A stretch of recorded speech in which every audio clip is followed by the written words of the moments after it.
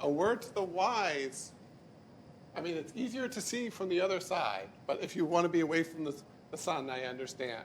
The window has its own attractions, I understand. But everyone wants to be near the view of campus. Okay, well, maybe I'll get started. So, welcome, everyone. My name is Brendan Hassett. I'm a professor of mathematics here at Brown, and I'm also the director of ICERM. ICERM is the Institute for Computational Experimental Research in Mathematics at Brown University. Our core funding comes from the National Science Foundation, Division of Mathematical Sciences, but we also get support from the Simons Foundation, as well as individual and academic sponsors. Thank you all for coming. I want to do a little bit of a plug for what ICERM is about, for those of you that don't come here all the time.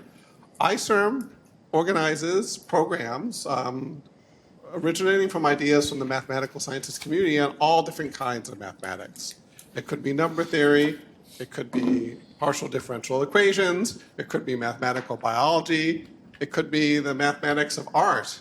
The common denominator of all the things that we do is we're interested in the interplay between mathematical creativity and computation. And so computations can often inspire you to find new mathematical structures, and we want the world to share how those computations and how that discovery happens. But also mathematical research can be the foundation for algorithms that allow people to do computations that wouldn't happen otherwise. And so that is my marketing message, and I'm so glad you're here to see the lecture here tonight. I want to introduce my colleague at Brown, and also part of the PI team that leads ICERM, Kavita Ramanan, who will introduce the speaker. So, Kavita? Thank you, Brendan. Thank you all for coming here, and it's a true privilege for me to introduce Ingrid Daubechies today. It's a privilege to have her here.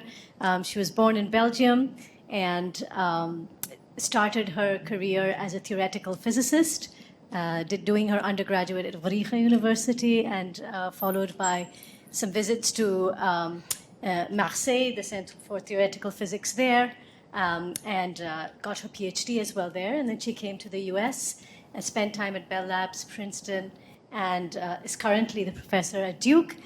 She migrated, motivated by compelling applications, into the realm of applied math, and then created a huge impact on the field, making phenomenal contributions to the theory of image compression wavelets, and also has a wavelet in her name, which is in the JPEG 2000 standard right now. She is a member of the National Academy of Sciences, National Academy of Engineering, Academia Europea, and she has a long list of honors and awards to her name, starting from a very early 1992 MacArthur Fellowship, then the Nemers Prize, the Leroy Steele Prize, the L'Oreal UNESCO Prize. I'm skipping several in the interests of time. And just in this century, she already has got the Wolf Prize just last year, and also the Princess of Asturia Award. I had to mention that one. And she's, beyond her phenomenal impact and research, she's also been a real leader in the field in other ways, in broadening mathematical participation, and also was the first woman president of the International Mathematical Union, and was also that was the time in which we had our first woman Fields medalist, which was Mariam Mirza Khani, which brings me to the context also of this event, which is the May 12th celebrations that is held worldwide in honor of Mariam Mirza Khani. It's her birthday. It would have been her birthday today. And we have this worldwide celebration of mathematics, as well as women in mathematics. And so Brown has been holding this annual celebration. Today we're truly privileged to have Ingrid Daubechies talk to us about how one of the many applications of her work, this time to art historians and art conservators. So over to you. Thank you. Thank you so much, Carrie.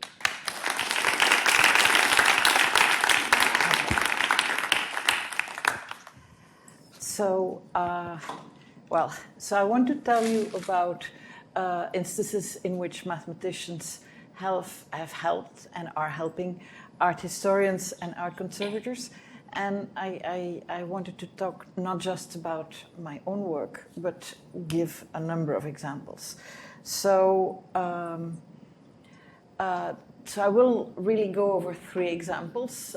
One is frescoes in the Ermitani Church, the chapel in Padua, by Massimo Fornazier. Then attributions based on thread counts of paintings, and of course we'll talk about details of those. And then virtually aging and rejuvenating paintings, and that was a collaboration with the North Carolina Museum of Art. Okay, so reconstructing damaged frescoes, well, destroyed frescoes really. This church in Padua, which looks this way now, at the end of the Second World War looked like this. It had been bombed by mistake, mistaken for, I think, a military depot. And this church was known for fantastic frescoes, here virtually reconstructed, except for the bottom one, which is actually the true one, because that one was spared because it had been damaged by floods, and so it had been removed from the wall and it was in a lab. So, but all the rest was reduced to this kind of rubble, and which was collected after the bombing in big crates. And every so often, conservators would open the crates and heave a big sigh and close them again. And I mean, that's what I've been told. And at the end of the 90s, in the middle 90s, they wondered whether it might be possible to maybe do something computational with them now. So they were all the different fragments were photographed in high resolution and numbered and scanned from front and back. And all those data were put on a whole stack of CD-ROMs. The older ones among us may remember this time of CD-ROMs. And then a call was launched. And we're talking about the computational means of the turn of the century. I mean, when supercomputers could do less than a quarter of your cell phone now. But how could people try to computationally restore the frescoes? So what they had was black and white photographs with very high resolution of the originals. And they knew the exact measurements, so they could make, in a sense, they had a puzzle of which they had a grayscale box. But it's not as easy as that, because first of all, they had a ton of fragments. I mean, 80,000. The surface of those fragments were about 80 square meters, and the fragments were very small, but that was only 10% of the full area. So you had 90% of the pieces missing. And it's for each of the fragments that they did have, they didn't know where to put it, and also not in what orientation, because they hadn't been nicely done with a jigsaw pattern.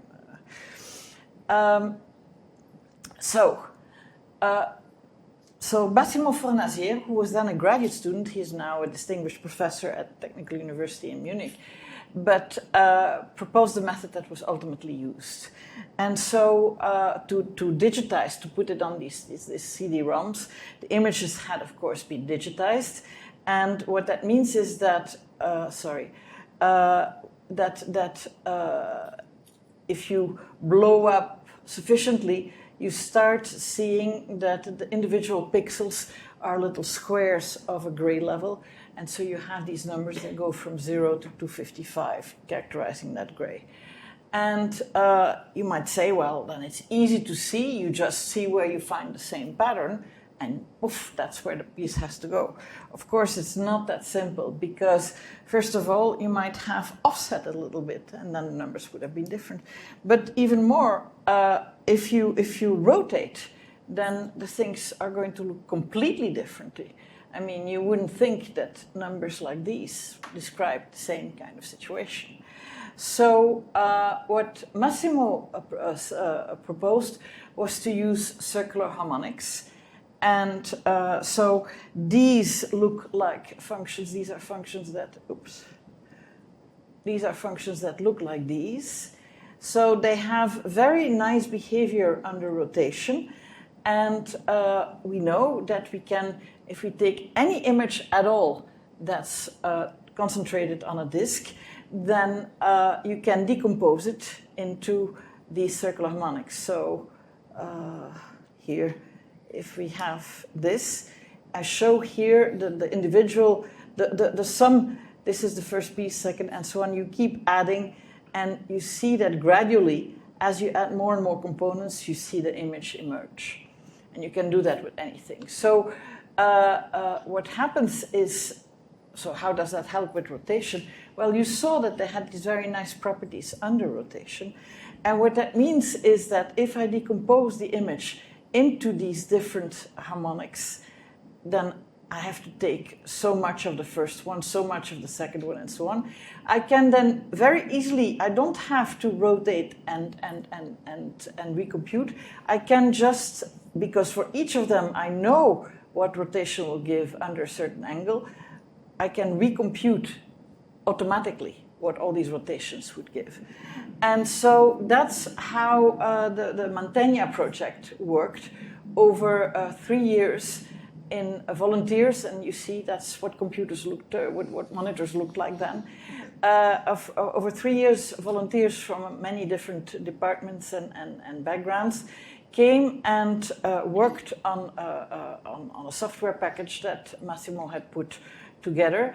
And what would happen is that every time they would take from the database a fragment, they would, on that fragment, a fragment that had some stuff on it. If it was just uniform pink, well, heaven knows where it was. But if there were some things on it, then they would place the biggest possible disk on that piece. So that's what is here. And they would decompose that in harmonics, pre-computed on all the pieces, on the whole fresco, on the unbroken fresco. They had taken for disks of different sizes what it would be if you took a disk of that and you did a harmonics. So that was enormous computation, but it had to be done only once. And then they would compare for the disk they took from the fragment, it and its rotated versions together with... and then the best possible, the most likely candidates would be produced and would be shown in here. And you see in this case, as it was in a large majority of the cases, the top one is the one that actually corresponds to the information. Conservators actually really liked that the machine was not automatically spewing out number PQR or something, and but was asking for a human judgment on it. And that's a very useful thing to know. It's often not necessary in art, but also in medical applications, to have something that is 100% correct. People like that you get top choices and that you then use your human judgment. And because, well, we are very good at it when we have few choices like that. And it's much easier to solve something that has to give the top 5 choices than absolutely be 100% correct on the first. So all these pieces were then classified. And so here, for instance, is one of the frescoes with pieces put in place. And we'll look a little bit in detail at, so you see here the fragments on the grayscale. The same thing, a fragment and a fragment.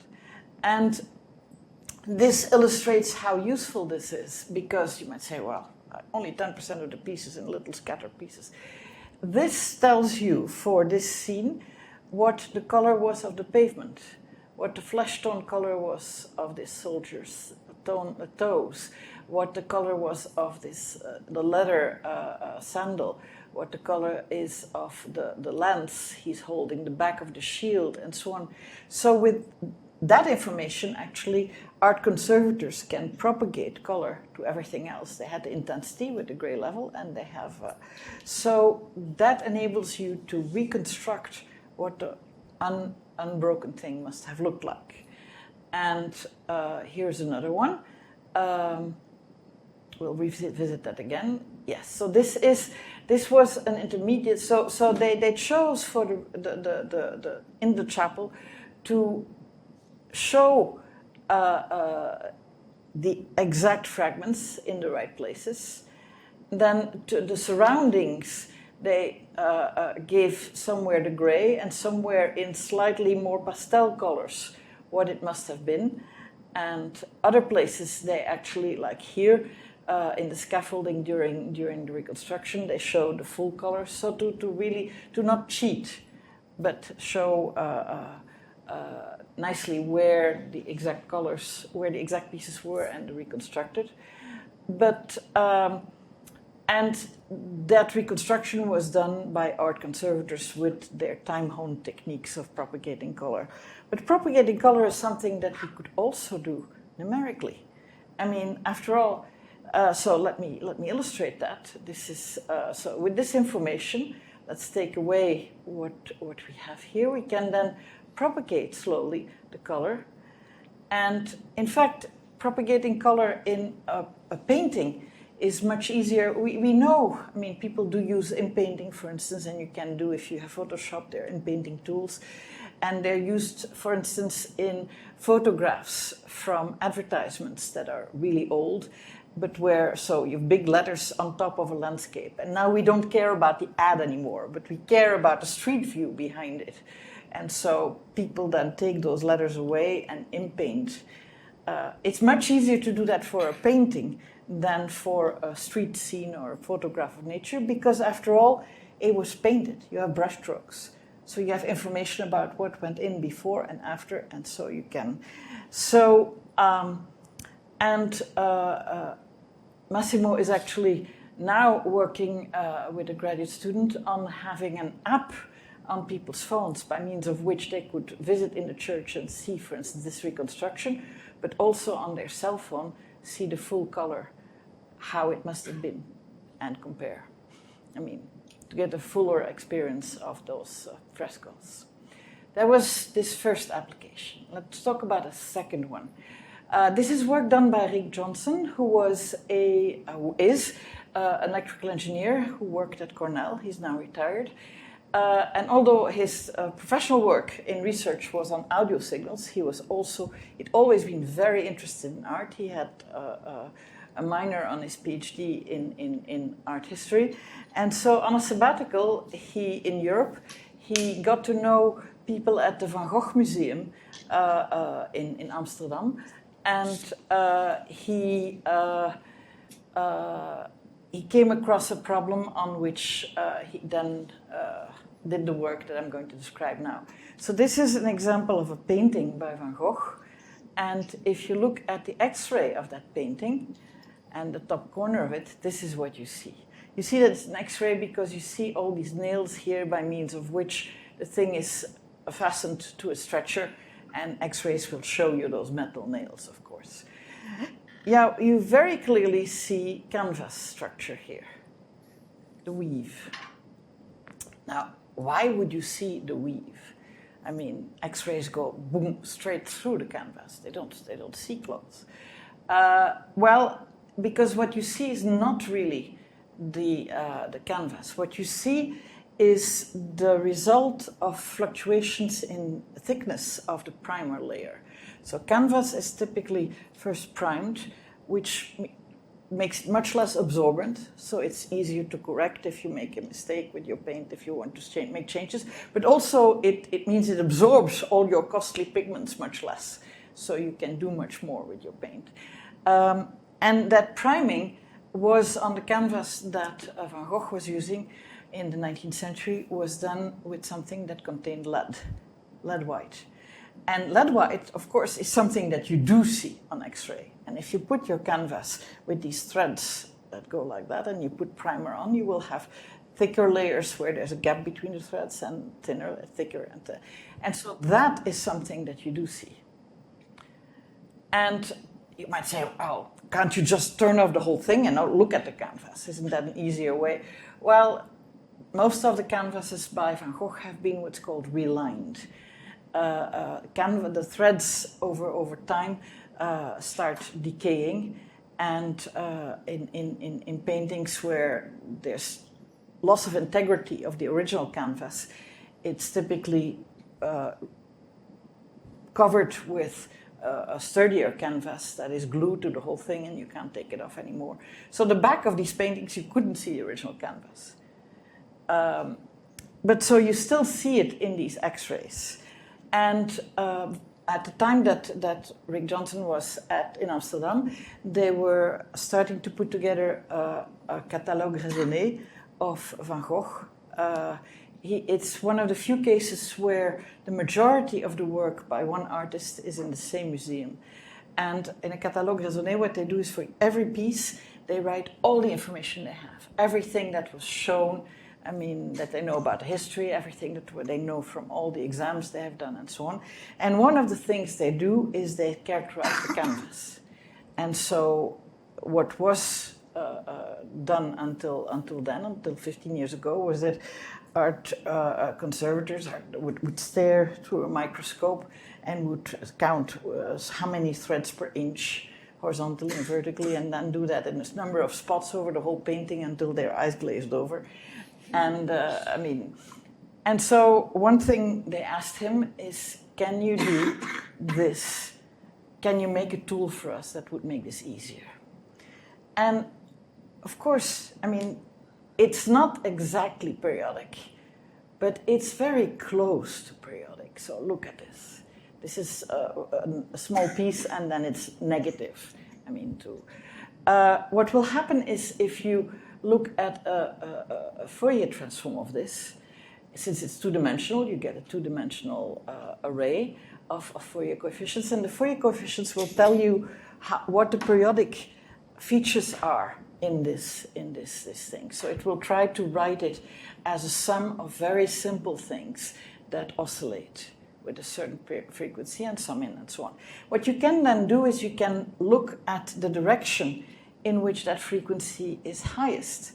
That will be the direction orthogonal to it, because if something, look at these lines here. I mean, they on the floor, which you all have to. So if you move in a direction that is perpendicular to it, it varies more quickly than if I move at an angle. So you can find the angle at which, and then you can read off how frequent things are. And so for each of the pieces of canvas, and why would I mean, I'm talking about canvas, and so isn't it horizontal and vertical? Why I'm talking about angle? Well, in this painting, you see that there clearly is not always, I mean, look at the threads here. That's not because Van Gogh didn't know how to stretch his fabric properly. It's this fabric was primed, and once it's primed, it's stiff. And it's primed typically in whole bolts. And these bolts are then hung over a kind of harmonica structure like that. And so they sag a bit. And so in some places, things are bent. And you now, it's seized by the primer. You can't do anything about it anymore. So you will here, if you look at it, and you will see that the direction orthogonal to this is that. And since the seizing is not necessarily preserving right angles, the direction of the weft and the weave need no longer be orthogonal. So you really need to determine it for each of them.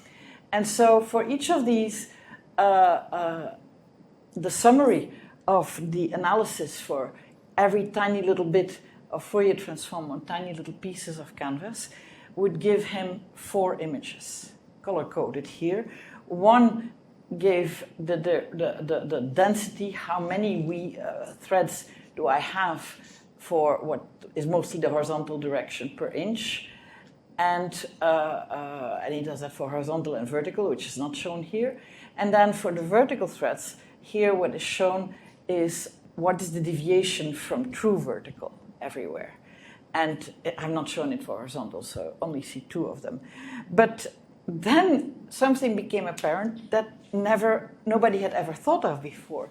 Namely, that you could, if 2 paintings, these are 2 paintings that came from the same bolt and had been cut into pieces to make paintings of and put on frames, on stretchers, you have kind of fingerprints of the fabric.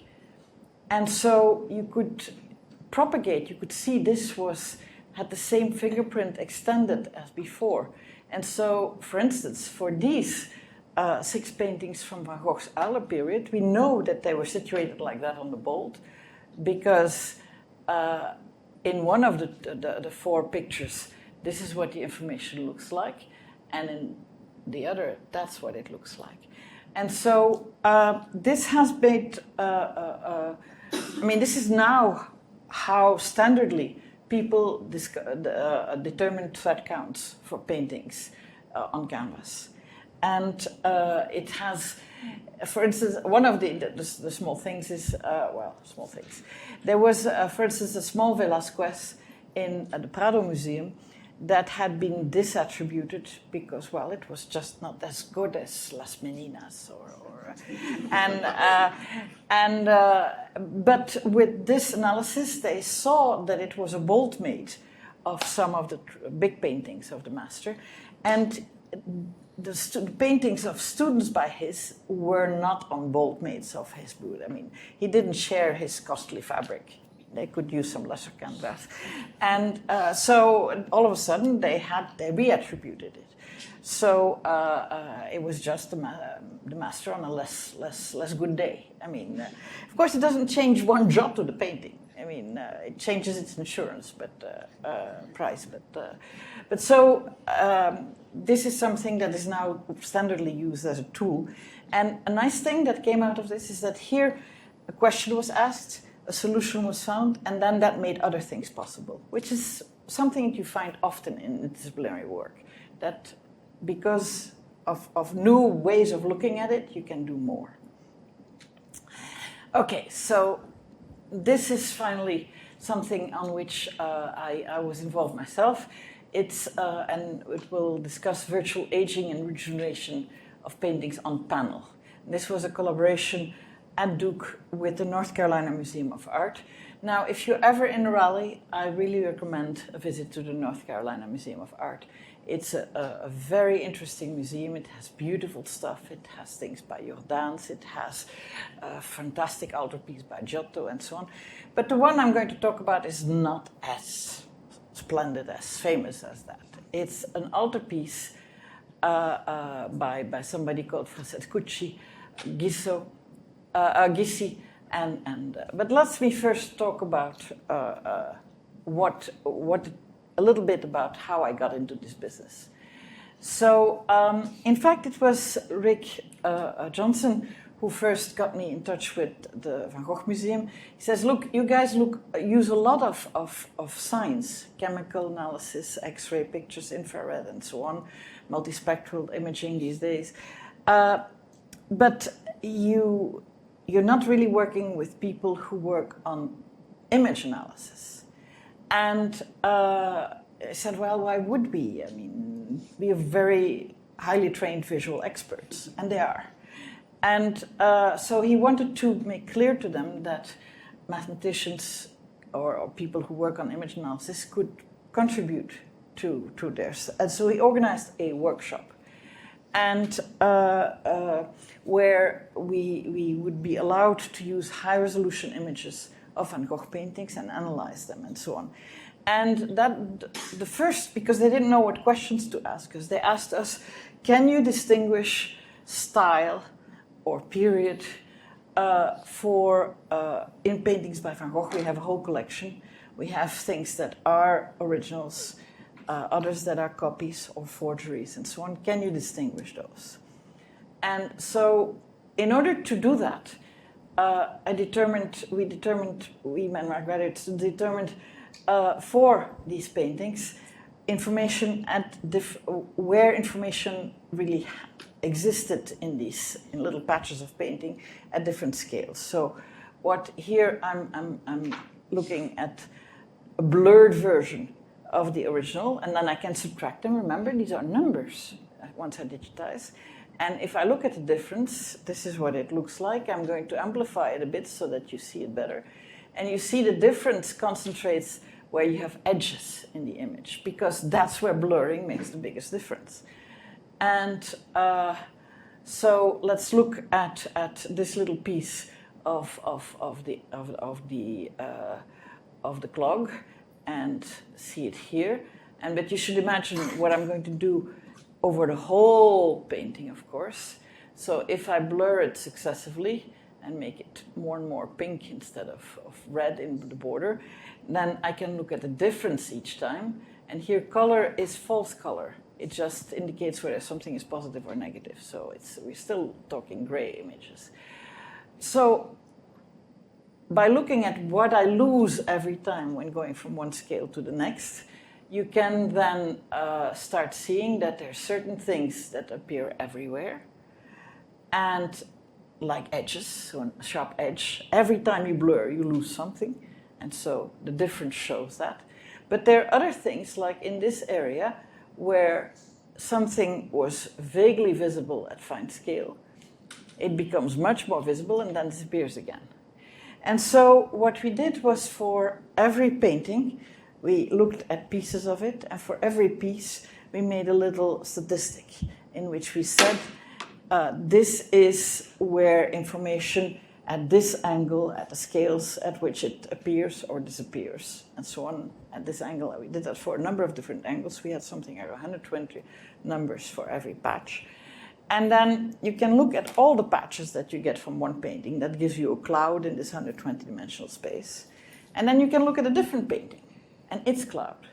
And so you have a way of saying, this is the variation within one painting, but here it's very different. And so you can parlay that in trying to define a distance, a similarity, a dissimilarity between paintings based on these statistics. And we did that, and so once you have a table of all these distances, you can then try to visualize that. Now, of course, these distances are not going to be so obliging as to really be distances in a three-dimensional setting, but what you can do is make the best three-dimensional rendering of that distance matrix, and that's what you do with what's called multidimensional scaling. And so this is what we got for the paintings they gave us. So the ones that have a red dot are the ones that were not by Van Gogh, but had at some point thought to be by him. For instance, there's one by a young man called Bernard who really admired Van Gogh very much, and they had swapped paintings. And so Van Gogh, when he died, had in his possession a painting that people thought, well, it must be by him, but it wasn't. It was by Bernard. And so, but all these things scholarship had shown later. And so what you see here is that in this thumbnails of paintings arranged at the distances that we had computed, the red dots are more towards the outside of the cloud than the inside. So they were very interested that we found that. On the other hand, there is a very famous forgery, which is here at the top. It's going to disappear, it's going to re-emerge.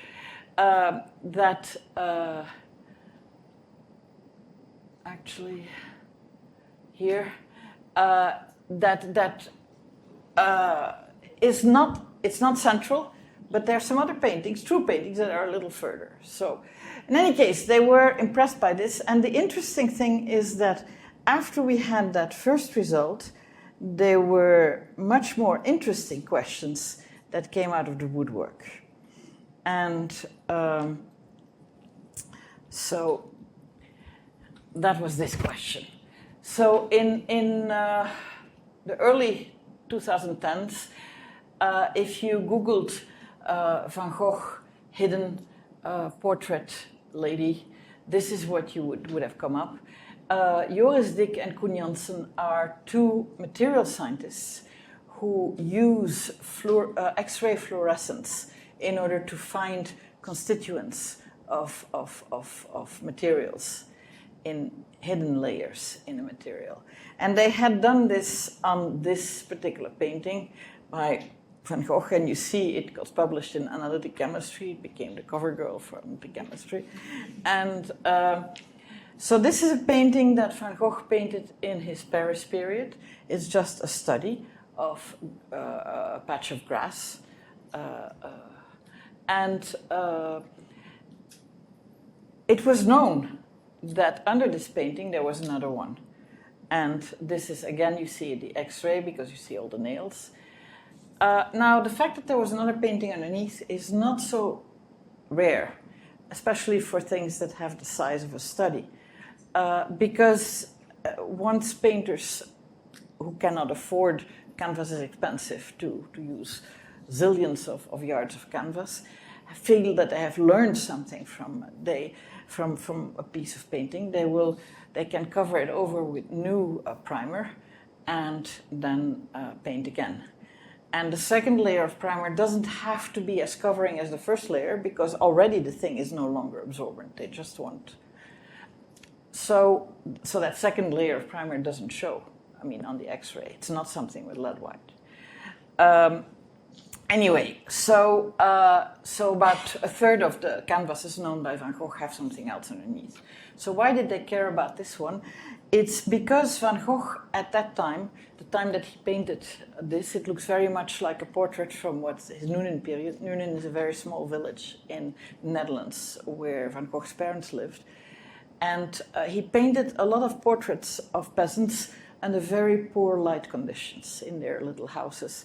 And with a palette that was very poor that had very dark colors. And he was experimenting with how well he could render color by not having a very brilliant palette.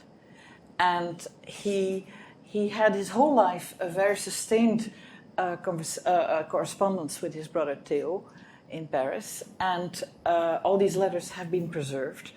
And there's a letter in which he says, Theo, this is what I've been doing, describing what I just described. He says, and I'm sending you with this letter a painting in which I feel I particularly well succeeded. That letter, we have that letter, but not that painting. Now, this is a painting that, of which the top is from his Paris period. So this was a canvas that was in Paris. So that's why they were particularly interested in getting more information about this one underneath. Because once Vincent van Gogh was in Paris and met the Impressionists and changed his whole approach to painting completely, it's not so unlikely that something that he'd valued from a year earlier would suddenly be something he just would paint over and use for another study. But scholars still are interested in that painting. So what Joris Dick and Koen Janssen had done is they had taken this painting, this one, to an X-ray, very powerful X-ray source, which had illuminated it by little patch, and then for each of it had looked at the fluorescence spectrum. And what happens with fluorescence is that atoms get ionized, and then electrons fall back first to a very excited level and then to a less excited. And there's an energy difference which determines the frequency of the photon that's sent out that is characteristic for the element in which you had that ionization. And so if you do that so if you then look at the spectrum, you see, oh, here I have that much of these atoms and that much of these and so on. And you do that little bit by little bit, and that's how they had gotten this. This is, for instance, two of those images they got. One for arsine, which was something that was in the compound, the vermilion compound that that Van Gogh was using then. And indeed, you see it stands out more around her red lips. And then one on molybdenum, which was part of the Naples yellow he was using, which was the only light pigment that he was when he was doing this experimenting. And so it's a good proxy for the luminescence, for how light and how dark different parts of the painting are. And this, with a little bit of colorizing, is how they had reconstructed that. And that's what people had been very excited about. And so Koen Janssen, having heard me talk about the previous thing, says, well, we don't know anything about image analysis. If we give you the data, maybe you can do better. Which we thought was extremely generous of him. And so we said, sure. And so the first thing we did is, when we got the data, is I called him, I said, Joris, there's a problem here. we have all these weird zigzag patterns. He says, yes, yes, yes. He says, yes, indeed. Well, what happened is that, of course, this X-ray source, it is an X-ray source in a hospital. Its day job is to make short-lived radioactive compounds for the medical stuff.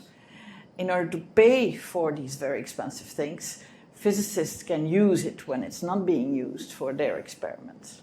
Okay, so they had rented space on this experimental beam. The beam comes through and does what you want it to do, and then when it's needed, it goes back to its job. And so the beam is always in the same position, and the painting had been on a little sled that moved in order to get the next pixel, next pixel, next pixel.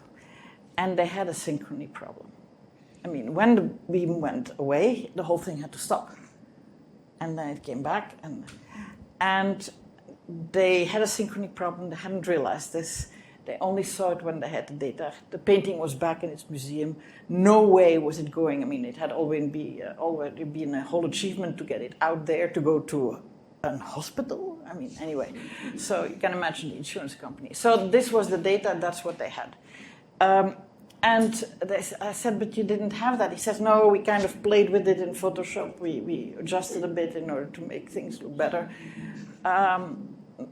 But you probably can do better. I said, yeah, well, indeed. Mathematics always helps. So, in fact, what we had to do is make a model in which we had to say, well, in every one of those lines, there are possible breaks and missing pixels. We don't know exactly where and how, but if we do the right correction, then what we will get is that things that look like this will become much nicer looking. So what that means is that you make a stochastic process and you find the right way of finding the parameters so that you minimize total variation in the reconstruction. And we did that, and it did indeed leave. And what was nice was that since we had it for all the different components, and of course all the different components had breaks in the same place because there was a spectrum acquired for each pixel, we had a lot of information to do this. Okay, so we did that. And then, but you do have those black splotches in the first place. Why are they there? Because they are there because the top painting had big impasto on it with the flowers. And so that were places where the X-ray fluorescence hadn't been able to provide information. So what we could do is we could mask all those spots. I mean, we would find them and automatically and then mask them. And then we could say, well, these are spots where we don't have information. We can inpaint. It's a painting after all. So you can, again, inpaint, and we did that. And then there were, for these long things from the grass, we used a different inpainting. So we first located them and inpainted those. And after we'd done all that, we still had problems with the eyes. I mean, clearly there was, and we didn't quite know what to do, and we asked the conservators, said, oh, when we have paint loss in one eye, we use the other eye. He says, well, we can do that. I mean, so we did that. And so this is what we got for cleaning up of the data.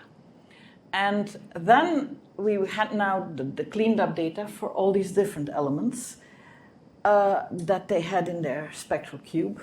But we didn't have all the colors. In fact, we were missing all the earth colors. We were missing blues as well. So, this is just to show how nice the inpainting works. I mean, so we went from this to something, so it really... Okay, so we then looked at other paintings that Van Gogh had painted in the Newman period. Here are two extremes, one with almost the least contrast and one with the most contrast. And they've already been warped so that the eyes and the mouth and the nose are in exactly the same place as in the one we like. And when you look at the color wheel, I mean, this is what you get. And you say, oh, they look very different. But where things are very dark, whether something is very dark brown or very dark violet or very dark red. I mean, it's all black to us. So when you take that away, this is what you get. So what that showed was that despite having very different contrast, once you removed that and you moved the very dark regions, there was a uniformity in the way Van Gogh was painting, which made it possible for us to use that information to infer from the partial information we had for our painting. And so we did that, and that's what we got out. So, so we went from the thing on the left to the thing on the right. And Joris Dick and Koen Janssen were very happy with this result. So this is to show you how image analysis and this multi-scale thing and so on can help. Okay, back to virtual rejuvenation and aging of paintings. So this is about an art exhibit that took place in 2016 and 2017 at the museum, the North Carolina Museum of Art in Raleigh.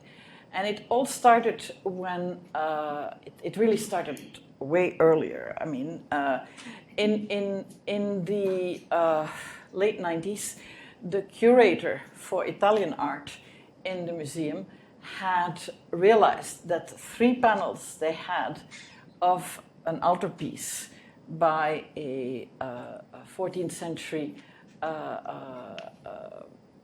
little, not very famous painters, Francescuccio Gissi, were of the same altarpiece, as a 4th panel in Portland, and that was not so surprising because, in fact, they had all 4 been bought by the same collector, who then had given his split his collection over 2 museums. But he also realized that they were of the same altarpiece as 3 panels in the Metropolitan Museum, and as the central panel in the museum, in the Museum of Arts in Chicago, Institute for Fine Art in Chicago. And 1 panel was missing. And the scholarship that led to this, I mean, it relied on his eye and his memory, but once you saw it, you could see from many, many details that indeed these were from the same altarpiece. And so once he had made this discovery, he had dreamt of having an exhibit where they would all come together, be again together, as they had been in their church. Probably a church that had been decommissioned at the end of the 19th century and the art sold, or maybe and sold to collectors. And it had been sawn into pieces by the dealer, because you get more for 1 altarpiece than for little pieces, but you get more for 9 little pieces than you get for 1 altarpiece. So that's what happened to many altarpieces, and that's why they're so scattered over. But all these were in the United States, no border crossings, which is always much harder with paintings. And he approached the other museums. He says, I'd like to do an exhibit. And they say, well, I don't know. I mean, you have a missing panel anyway. I mean, it still won't look complete. And I had worked with Charlotte Kaspers, who is a fantastic artist in her own right, but she was trained as an art conservator, and she does, among other things, make what she calls reconstructions for museums. So they are copies of artwork they have, but with the exact techniques and materials and pigments and so on that the original artist would have used, or as close as she can get. And that is of great educational value, because those are then pieces of art that people can manipulate and can get much closer to than the priceless originals. So here you see her actually painting in Maastricht a copy of a Jeroen Bos here in the background. And so they commissioned her to recreate the missing panel. It's a very different thing to do a reconstruction of a painting that's standing there and one that you've never seen and nobody of living memory has seen. But that was possible because remember we have 8 little panels, of which 1 is missing, a central one. As is often the case in altarpieces, these little panels tell a story. The story, in this case, of John the Evangelist. And not only do they tell stories of his life, but they followed exactly scenes of his life as they were described in this book that's called The Golden Legend. And The Golden Legend is a book of which many, many, many copies exist. I mean, there are these rare books of which we only have copies of a few, of a part of the book and so on, but this we have, so it must have been a medieval bestseller. And so since it's also the last scene that's missing in the sequence, they could guess what the subject of the scene had to be. And what they then did is they, for that scene, they made a composition of a baptism of a heathen priest who is now convinced by the miracles that John has done that his is the true Lord.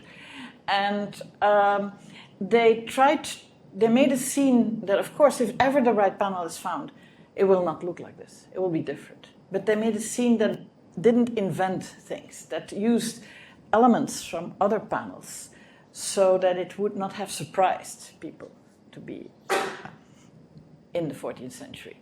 And so here you see Charlotte painting this, and she has, for what she's painting there, she has the piece, the panel next to her from which she's taking inspiration for that robe and so on.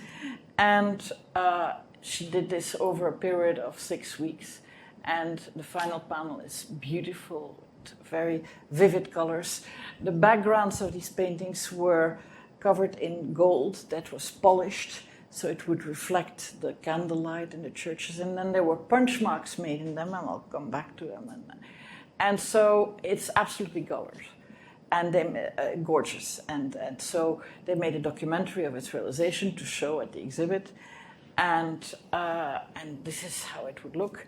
And they realized then that they had a problem, because everybody would have only eyes for this bright, beautiful, new, shiny object, and it was the only one among the whole thing that was not authentic. So they couldn't do that. And but math can help. So what we did is we said, well, given that we have this beautiful new panel, we have what the pigments looked like if they had aged from the other panels, and we have this nice close correspondence.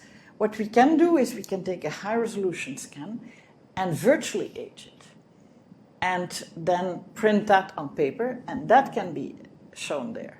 And then the new one can be shown separately with documentary and so on. And that's what we did. And to do that, what we had to do is find the color correspondences, but we had for everything an original from one of the other panels, and then what Charlotte had made of it. We had to introduce the cracks, and we had to age the gold leaf work. And so that's what we did, and indeed, and in the exhibit, this is a photograph at the exhibit, and in fact, in reality, it didn't show, there was not such a high contrast between the printout of the new panel, aged new panel, and the old panels. But with the photography, the different reflectance of paper and of the wood showed up much more than it did in reality. In reality, it actually was so like that when the curator from Chicago, paintings never travel unaccompanied. They always have their own curator traveling with them. When he saw this, he said, "What did you do? You made a forgery of it." He said, No, it's painted, it's just printed on paper. Look closer. I mean, so it was very lifelike. But then, of course, once you've done that, you can also do the reverse. You can rejuvenate the old panels, which was not the original intent, but we could do it now. So the one thing is that we would have to find the craquelure and remove the cracks.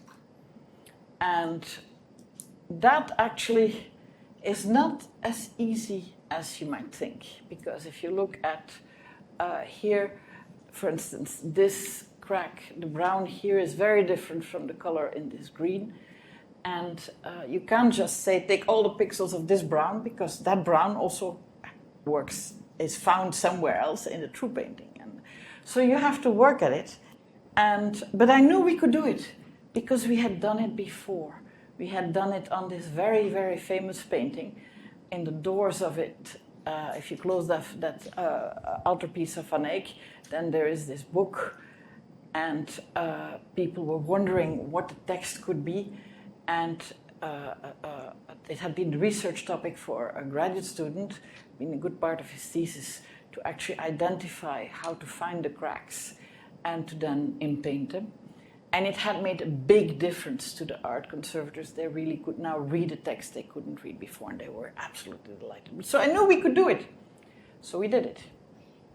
For our paintings, we could find the cracks. And so we could go then from this on the left to something on the right. And we did it very gradually because we did it in consultation with the art conservators, making sure that we didn't go too far, that we didn't invent beyond what they would find acceptable. And so we had an iterative algorithm where gradually we filled in and then we stopped when they told us. And so that was crack finding and correcting. Color remapping, so here you see the 8th panel and the new 9th panel that removed the gold because that's a separate thing. And so we now knew how to go from one color to the other. And so let me illustrate that. Here I'm showing you the 8th panel in rejuvenated colors, which we had learned from the new panel. We did the same thing to take the old color, the fresh colors of the new one, and age them to... So for aging the new panel, we had to introduce cracks, but that's easy. Since we could find the crack patterns everywhere, we could lift them and then put them there. So that was easy. To do a cracked gold background, these golden backgrounds on the old paintings are now all cracked and a bit dull, and nobody's going to try to polish them again because the whole thing would flake off. So we only had to find something of the right yellow with cracks and putting punch marks at the right places in order to do this reconstruction. I mean, this aging of the new panel. But in order to rejuvenate the old panels, we had to work much harder. Because what we had, I mean, so this shows you the new panel, and it shows you reflections of lamps, and you see here the punch marks. So those are found on the details of the old panels, and Charlotte actually had new punch marks made. And what's done is that the preparation of these paintings makes an underlayer that takes months to prepare, which is very, very smooth and slightly elastic. And then when you put the gold on and you burnish it with an agate, then you can knock it just enough. Every punch mark is knocking the punch with a little hammer, that you make a little indentation without breaking the gold leaf. And that means that you then get this beautiful change of reflection, and which brings it out.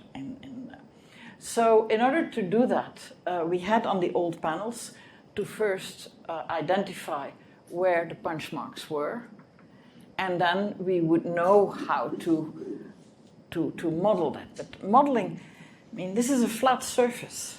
To make a flat surface, how do we know that things, if you look at the chrome legs or armrests of your chairs, you know that it's metal because the gleaming and the reflections on it, and because it's bent, you have different gleams everywhere. If it were flat, it would be much harder. I mean, but you move your head a little bit and you see reflections, and you get that impression of a gleaming metal.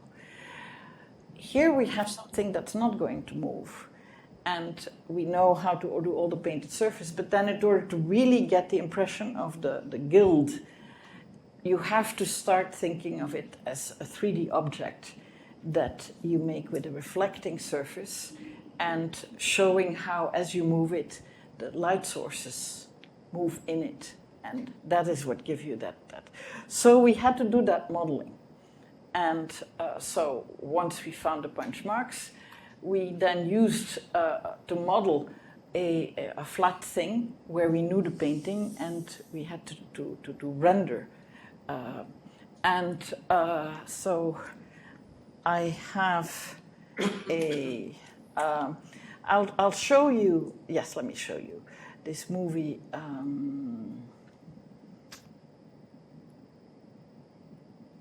Oops, where is my? No, that's not it. Oh my! I've removed the thing that. So I'll have to search a little bit to find this movie, but I will get there in just a minute.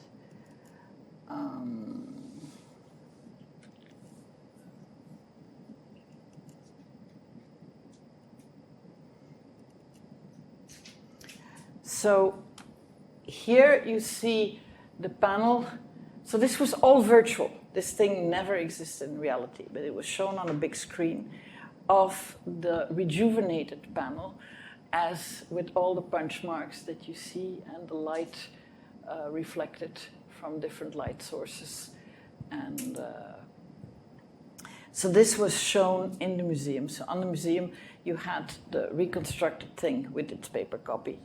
You had on another wall, you had the beautiful new thing with the materials that had been used to make the pigments. Then you had documentary on a third wall. And on a fourth wall, you had this on a big screen. And then you had small iPads that had interviews with the students. Because in order to do all this, the crack removal on the Van Eyck had been a research problem. But once it's solved, it's no longer, you can't have a PhD student or a postdoc work on that. So they became projects for undergrads to work on. And they really loved it. I mean, isn't this much nicer to work on than the stupid images that you typically have to do in image compression or image analysis classes? And so this was truly wonderful. And so people were very interested in seeing the interviews with the students who had worked on this, and they talked about how they liked it. And as a result of the whole thing together, this exhibit, which first everybody had thought was going to attract only some very few cognoscenti, became a very popular exhibit. The docents all loved it. Whenever a group said, you show us what you think is great, they brought them to this and so on. So it was a very popular exhibit. And from there, it then moved to Portland, where one of the panels came from. And then after that, all the panels went home. And now it only exists virtually. I mean, this... but it had a little tail, this whole story, because once we understood how to do all this, we could do it with other paintings. And in fact, that became a project with other students. So after the Gissi exhibit, we tried to streamline the workflow and to see whether we could make a package that would do it for other paintings, working for other and so we did with Ashley, who's here. I mean, she's a graduate student here at Brown now. She got so interested in this, and it was in your freshman year, wasn't it? After your freshman year, that we worked on an interdisciplinary team, and then all through undergrad years, she became a double major in art history and in computer science, and in order to acquire these techniques, which I thought was fantastic, because I think it's important that people who have the interest in this acquire the techniques and then can bring to the right techniques to the questions that matter, rather than have people from elsewhere try to impose their views. So I have a little movie of work that she did. Oops. Oh, shoot, where is that? Here. So here's a panel that, again, you see how the punch marks are changing. In fact, in this panel, you see the silver on the soldier on the left. That's completely brown because silver, of course, tarnishes. Gold doesn't. But so the conservators hadn't even noticed that there was metal there. And we saw the punch marks and we said, oh yes, they're probably a silver. And so then Ashley rendered it in silver and showed all the punch marks that show this whole silver coat of mail. And so this is proof of concept that we can do it for other panels. And the hope is to make a tool with which volunteers, together with conservators, work via a web base and determine, pick the choices that the conservator indicates are best in order to then do the work, to do the rejuvenation, which if the conservator likes it, then gets uploaded to the museum, and visitors to the museum can see the real thing as it is now, but also our best interpretation of what it must have looked like then. And so I want to stop here. Thank you.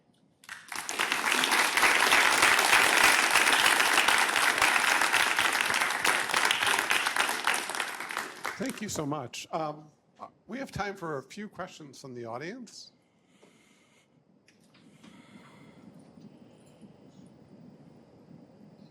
Let me start with, yeah, please go ahead.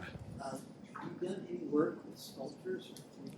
So I have not, but there are people who have.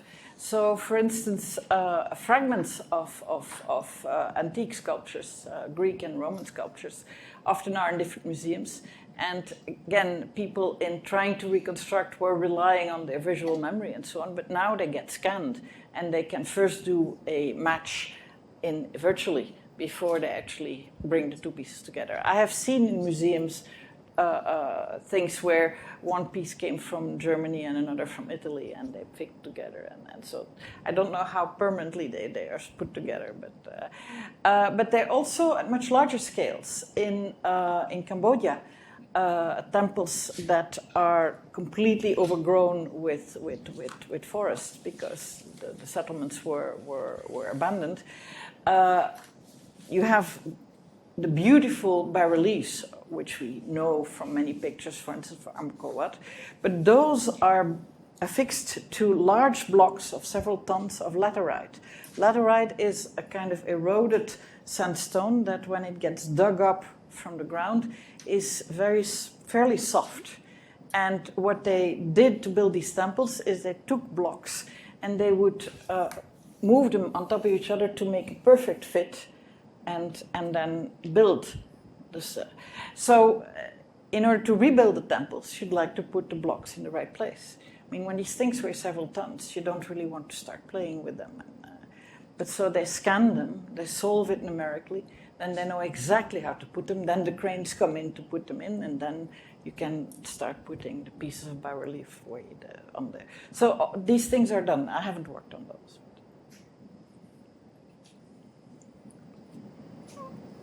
Yes, Chris? So this is really quite fascinating. Thank you for a wonderful talk.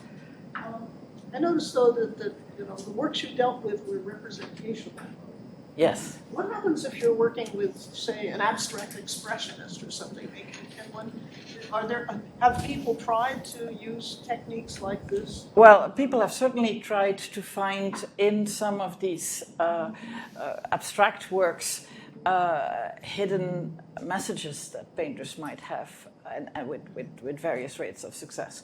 But none of this really is exploiting that it's representational. I mean, when I did If You Had Cracks, I mean, they weren't doing many abstract, non-representational paintings in the 14th century, but but if you had one that had cracks, we could impaint it like this as well. If you have paint losses, for instance, which is more possible, because not everybody used pigments that were as durable as they did in the 14th century, then you can use these techniques. Nothing is linked to the fact that it's representation.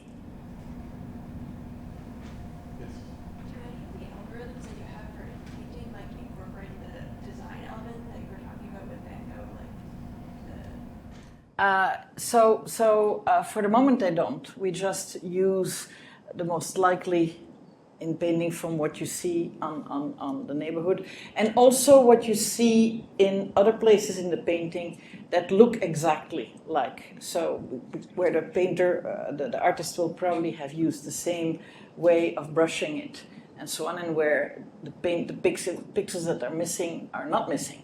And so that gives you an idea of what it was likely in those missing pixels.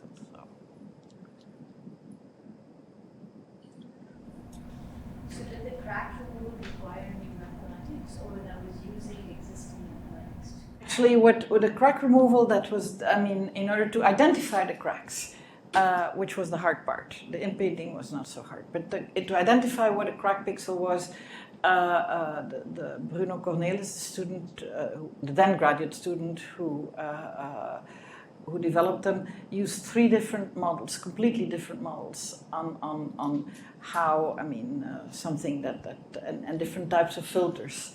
And none of them were perfect, but if you took a majority vote from 2 of the 3, then you got very good. And that's a little bit, that is already slightly reminiscent of what happens in more modern machine learning. I mean, the max pooling and things like that. I mean, a majority vote from several methods. Yes. Yeah. Thank you for the talk, Michelle, but how could new deep learning methods be applied to this? Yeah. Well, so on this, I haven't done anything with deep learning. One problem with deep learning methods on these things is that in order to train a deep learning model to really be very good, you need tons of data. And we typically don't have that many data to train for these purposes. That doesn't mean that I don't think it can be done. I mean, actually, there are problems on which we've worked, for instance, in trying. So another problem on which we've worked is when you have a painting on panel for the door of a polyptych, then it might be, well, for the doors, it's painted on both sides. And so if you X-ray it, you get both. Now, conservators really like to use X-rays in order to give them clues on how best to restore. I mean, to see what were later additions and what not, and so on. It's something that we're very hard of. In the X-ray you have X-ray for both visibles.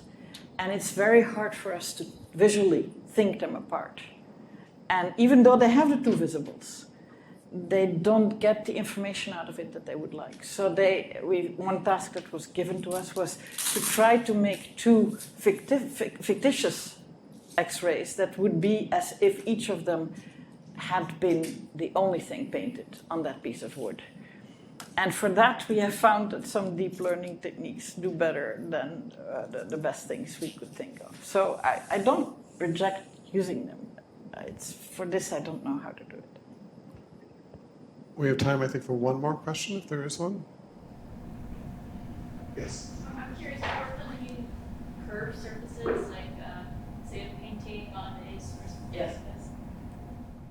So I haven't worked on that, but in principle, it would not be a problem. I mean, we would scan the geometry, which can be done very accurately, and then work with that, since we are in the process of rendering anyway, so you could render it that way. Can I? Yes, of course.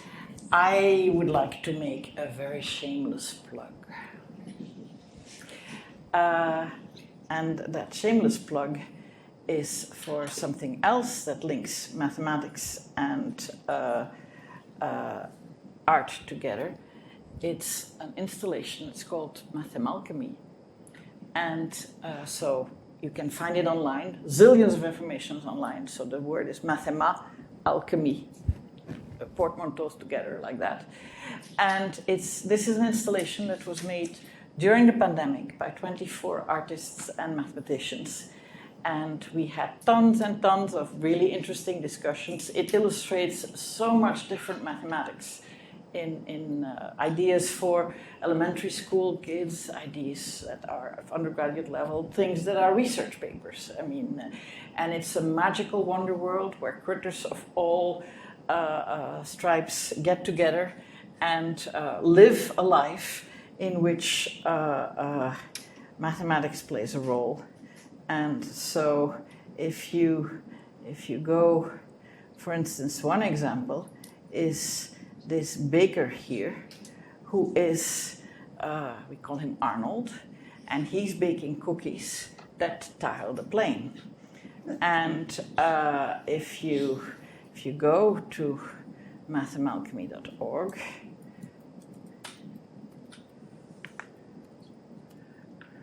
okay, well, I should type it correctly.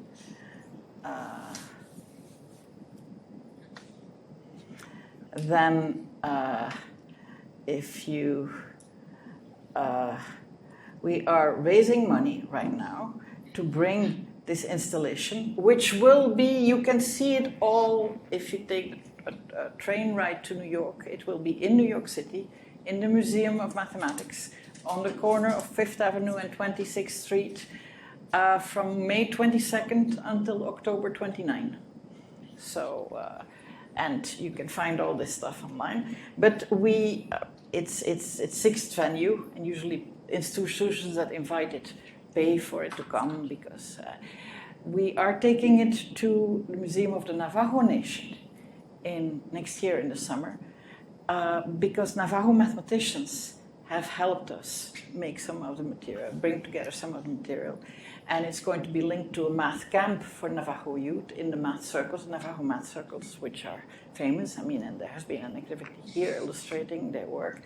And kids will then, if they wish, be trained to be docents for this exhibit and be paid for every tour they give after we have left, because we'll be there for a few weeks, but the exhibit will be there for 6 months.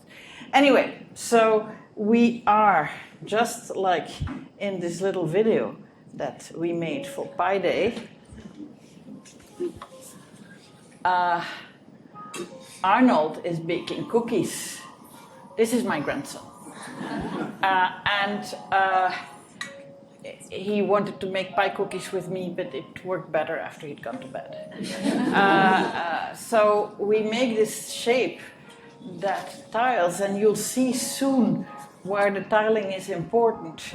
Well, you have none of the scraps in between when you make your cookie dough. You don't have to re-roll it all the time. I mean, so you see now I can take a knife and cut, and those are cookies too.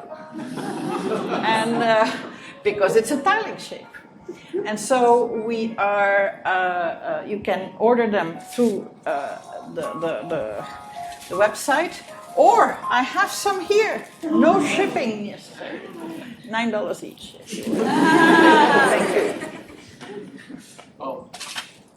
Any more words from No. sponsors? Sorry. Well, thank you very much. It's wonderful to have you here, and thank you for the wonderful, fascinating story.